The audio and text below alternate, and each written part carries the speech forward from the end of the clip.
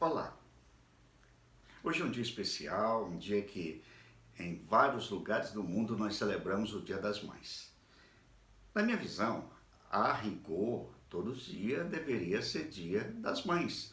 É um dia de se honrar a mãe todos os dias, de acordo com a palavra de Deus. A Bíblia conta a história de muitas mulheres, e histórias clássicas, histórias bem conhecidas. Uma delas está lá em Gênesis capítulo 21, a história de Agar, quando ela sai do seu ambiente e vai viver no deserto, perambular pelo deserto com seu filho Ismael, e que esse Ismael não tinha mais água, não tinha mais comida, e ela só percebia que haveria morte, não queria ver o filho morrer. Então ela deixou o filho encostado no deserto, bem distante, já que não havia mais comida e nem água no deserto. Não havia mais solução, e Deus interviu, socorreu Agar com seu filho e deu uma história nova para a sua vida. Também encontramos a história de Ana que queria ter um filho e não podia, e Deus lhe deu Samuel, e Samuel se tornou então o último dos juízes de Israel e o primeiro dos profetas. Um homem muito importante na história do povo de Deus. Também nós encontramos a história da viúva de Naim, que perdeu o seu único filho, e Jesus entra na sua história em Lucas capítulo 7, e ele é restituído com saúde para sua mãe.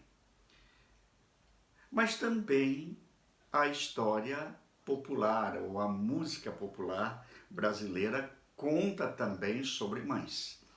Numa clássica canção de Erivelto Martins, nós encontramos aquela lembrança da mãe com avental sujo de ovo. O autor chega a dizer: mamãe, se eu pudesse, eu queria outra vez começar tudo de novo.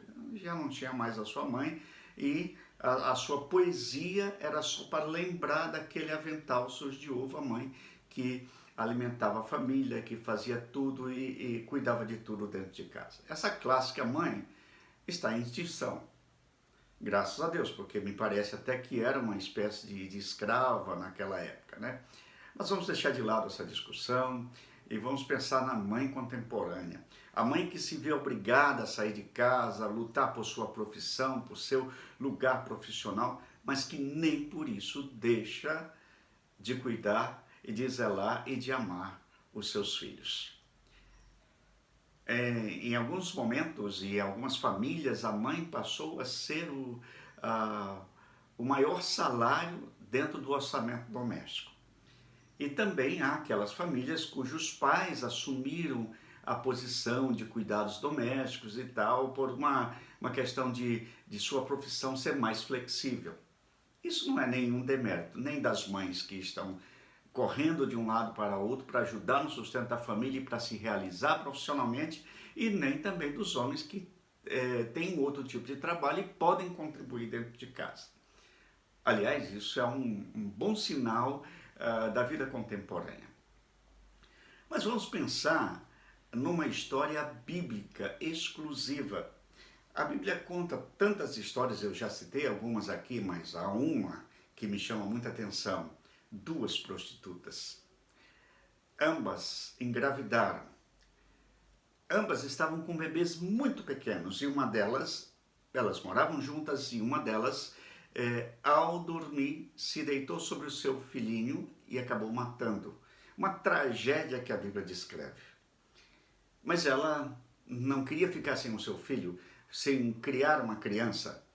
E então ela olha para sua amiga que está com o seu bebê do lado e está dormindo, então ela troca, põe o bebê morto do lado da amiga e tira o bebê vivo para si.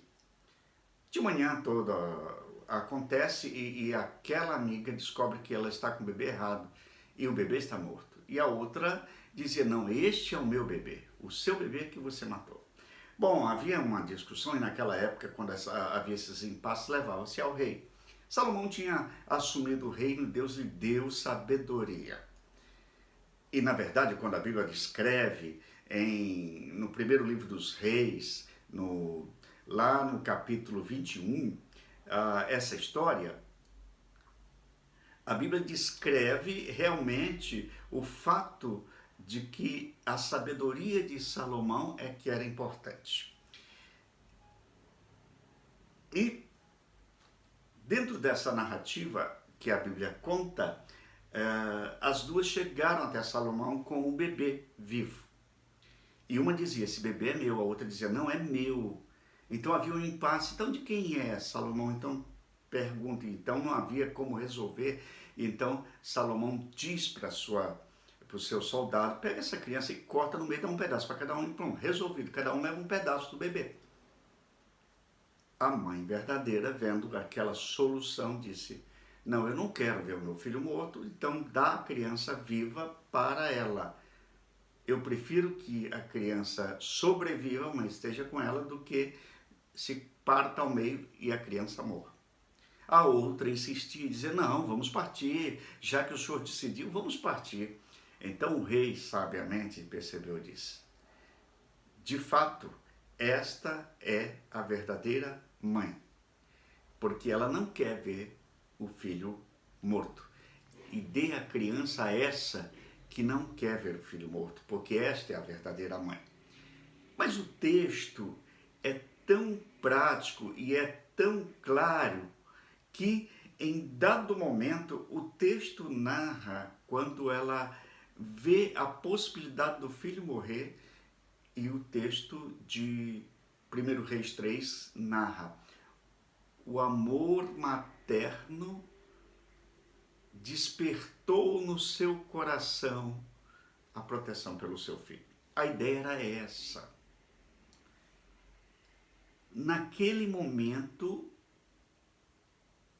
ela trouxe à tona o instinto de proteção materna para o seu bebê.